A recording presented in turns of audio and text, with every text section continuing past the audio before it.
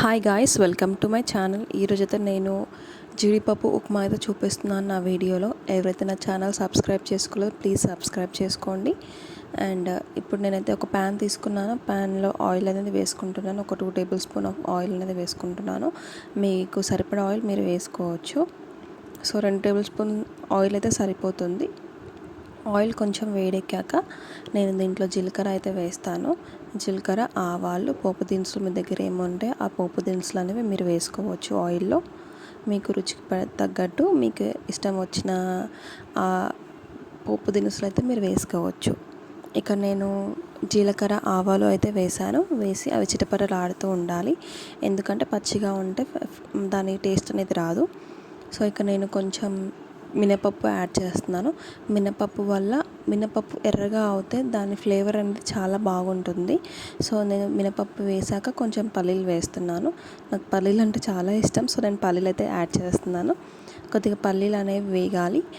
పల్లీలు అనేవి brownish colour రావాలి, మరి బ్లాక్గా అవ్వద్దు, అలా అని పచ్చి పచ్చిగా కూడా ఉండొద్దు. మనకి వేగినప్పుడు కలర్ వస్తుంది అండ్ స్మెల్ కూడా మీకు చాలా బాగా వస్తుంది. సో నేను ఇక్కడ జీడిపప్పు కూడా యాడ్ చేశాను. నేను వీడియో చెప్పాను కదా ముందు జీడిపప్పు ఉప్మా అని. సో నేను జీడిపప్పు అయితే యాడ్ చేశాను. సో మినపప్పు, పల్లీలు, జీడిపప్పు ఇవన్నీ బాగా వేయించుకోవాలండి ఆయిల్లో. సో ఇవన్నీ మంచిగా వేగాలి. మంచిగా వేగితేనే దానికి రుచి అనేది వస్తుంది. మీరు చూస్తున్నారు కదా వీడియోలో.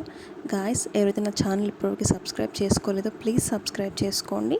అండ్ అలాగే మీకు పక్కన బెల్ ఐకాన్ అనేది కనిపిస్తుంది. ఆ బెల్ ఐకాన్ క్లిక్ చేస్తే మీకు నా నోటిఫికేషన్స్ అని వస్తాయి. బెల్ అంటే గంట సింబల్ లాగా ఒక సింబల్ ఉంటుంది. ఆ సింబల్ మీద క్లిక్ చేస్తే మీకు నా నోటిఫికేషన్స్ అని వస్తాయి. నేను డైలీ ఒక వీడియో అయితే అప్లోడ్ చేస్తాను. మీకు ఎవరైతే ఇంట్రెస్ట్ ఉన్న వాళ్ళైతే సబ్స్క్రైబ్ చేసుకోవచ్చు. అండ్ ఇక్కడ నేను కరివేపాకు కూడా వేసుకున్నాను. ఒక రెమ్మ మంచిగా నీట్గా కడుక్కున్న కరివేపాకు నేను ఆయిల్లో వేసుకొని ఫ్రై చేస్తున్నాను.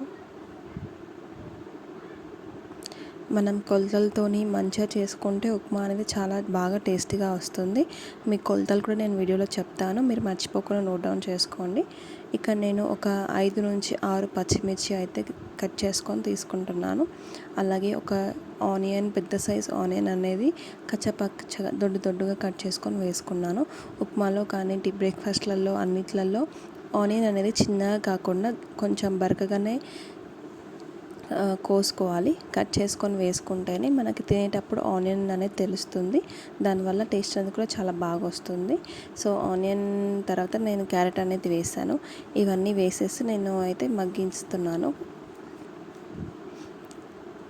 సో నీట్గా కలిపేసుకొని ఆయిల్ అనేది ముక్కలకి, క్యారెట్ పీసెస్కి మంచిగా పట్టుకోవాలి.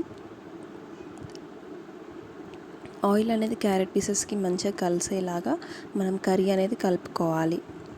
సో ఈ కలుపుకున్న దాంట్లో నేను కొంచెం పసుపు అనేది యాడ్ చేస్తున్నాను. చాలామంది పసుపు వేసుకోరు ఉప్మాలో, బట్ మా ఇంట్లో వైట్గా ఉంటే తినరు.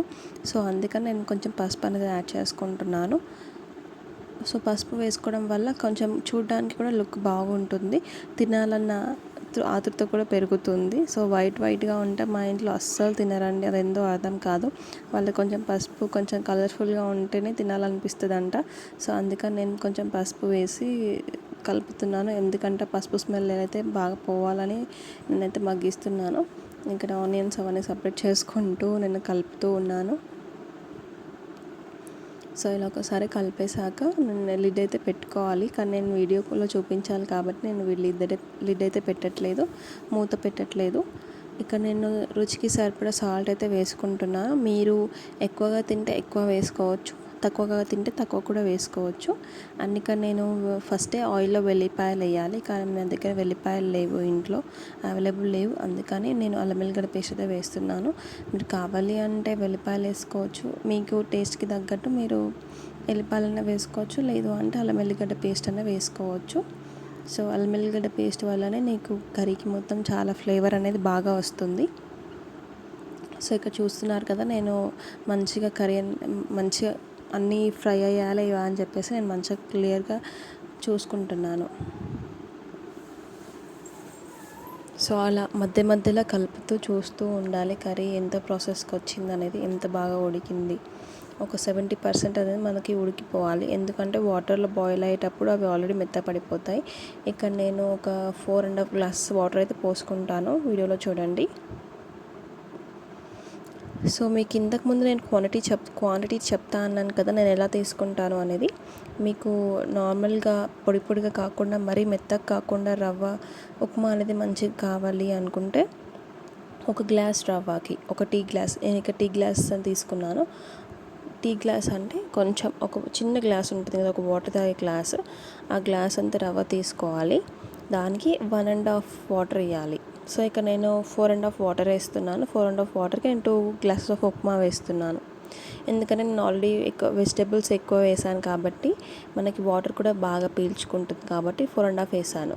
మీకు వెజిటేబుల్స్ కాదు, లేవు, మాకేం లేవు అనుకుంటే జస్ట్ ఆనియన్ పచ్చిమిర్చి వేసుకొని మీరు ఒక 2 గ్లాసెస్ వాటర్ పోసుకొని ఒక 1.5 రవ్వ వేసుకుంటే మీకు ఉప్మా అనేది చాలా బాగా రెడీ అవుతుంది. సో నేను ఇక్కడ 4 గ్లాసెస్ ఆఫ్ వాటర్కి నేను 2 గ్లాసెస్ ఆఫ్ రవ్వ అయితే పోసుకున్నాను. సో ఇలా మనం కొంచెం మంచిగా మిక్స్ చేసేయాలి, ఎందుకంటే దాంట్లో ఉన్న సాల్ట్ వెజిటేబుల్స్ అన్నీ బాగా మిక్స్ అయిపోవాలి ఉప్మాలో. నేను ఇక్కడైతే దీన్ని బాయిల్ అవ్వనిస్తున్నాను. మనకి ఉప్మా ఎంత మంచిగా బాయిల్ అయితే అంత మంచిగా వస్తుంది, లేకపోతే అంత పచ్చి పచ్చి వాసన వస్తుంది. తిన్నప్పుడు కూడా మనకి ఫ్లేవర్ అనిపించదు. సో ఇలా మంచిగా కలిపేసుకోవాలి ఉప్మాని. నేనైతే ఉప్మా కలిపాక నేను దాన్ని మనం అన్నం ఎలా దమ్ముకేస్తామో అలా వేసుకుంటాను. సో అప్పుడు ఆవిరి అనేది పైకి వెళ్ళకుండా ఉప్మా కూడా పైన కూడా బాగా ఉడుకుతుంది. సో లాస్ట్లో ఇలా కొత్తిమీర వేసుకొని గార్నిష్ చేసుకుంటే